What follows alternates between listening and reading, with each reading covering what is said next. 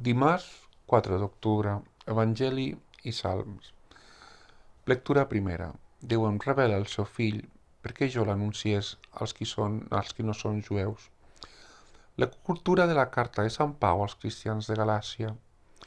Germans, ja heu sentit parlar del meu comportament en el judaïsme, amb quina fúria jo perseguia. L'Església de Déu l'atropellava. Sobrepassava dins el judaïsme molts compatricis de la meva edat, ja que era molt més gelós de les tradicions dels meus pares. Però Déu m'ha escollit des de les entranyes de la mare i m'havia cridat per la seva gràcia. Quan a ell, doncs, li semblà bé em revelar el seu fill, perquè jo l'anunciés als qui no són jueus. Tot seguit, sense haver consultat cap home de carn i sang, sense haver pujat a Jerusalem a trobar els qui ja eren apòstols abans que jo, me'n vaig anar a l'Aràbia i d'allà vaig anar a Damasc. Només 3 anys més tard vaig pujar a Jerusalem per conèixer Kefes i vaig passar 15 dies amb ell. Dels altres apòstols no en vaig veure cap, fora de Jaume, el germà del Senyor. Tot això que us escric és veritat. Us asseguro davant Déu que no menteixo. Després me'n vaig anar a Síria i a Cilícia. Les comunitats cristianes de Judea no em coneixen personalment. Només sentien dir que l'antic perseguidor ara anunciava la fe que havia intentat de fer desaparèixer, i en donaven glòria a Déu.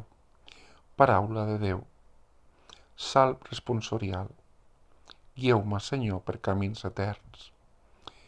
Heu penetrat els meus secrets, Senyor, i em coneixeu vos, veieu quan m'assec o quan m'aixeco. Descobriu de lluny, estant, els meus propòsits. Sabeu bé si camino o si reposo. Us són coneguts tots els meus passos. Guieu-me, Senyor, per camins eterns. Vos heu creat el meu interior, m'heu teixit en les entranyes de la mare. Us dono gràcies per haver-me fet tan admirable.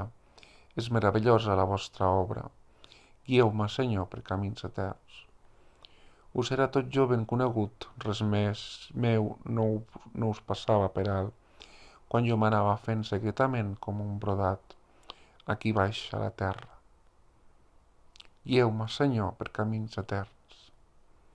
Evangeli. Aleluia, aleluia, aleluia. Sortosos els que escolten la paraula de Déu i la guarden. Marta l'acollí, Maria ha escollit la millor part. Lectura de l'Evangeli segons Sant Lluc. En aquell temps Jesús entra en un poblet i l'acollí una dona que es deia Marta. Una germana d'ella, que es deia Maria, asseguda als peus del Senyor, escoltava la seva paraula mentre Marta estava molt atrafegada per obsequiar-lo.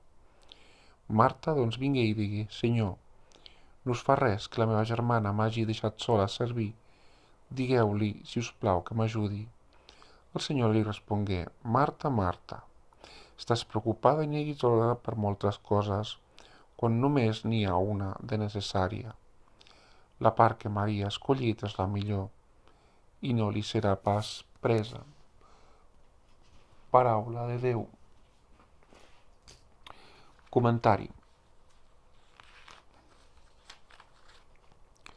L'Evangeli de Lluc destaca la presència de dones en el grup de deixebles de Jesús, cosa de tot inusual en aquella època i cultura. La casa de Marta és símbol d'acollida. Els seus trafecs per obsequiar el mestre responen al desig d'oferir-li el bo i el millor. Maria entén que davant Jesús té molt a rebre i que el millor que pot fer és acollir la seva paraula, com a bona deixeble. Cap servei als altres no ha d'impedir d'escoltar la paraula de Jesús. Sisplau, subscriu-te al canal i dona like al vídeo. Gràcies. Et desitjo una bona jornada.